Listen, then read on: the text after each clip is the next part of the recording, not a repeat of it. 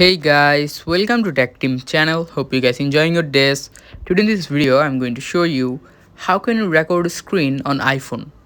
So at first, just go to your phone settings. Now in the phone settings, just scroll here and go to Control Center. Now just in the More Controls option, scroll here and beside screen recording, here you can see a plus icon. Click on it. Now in the included controls option, here you can see the screen recording has added. Now just go back.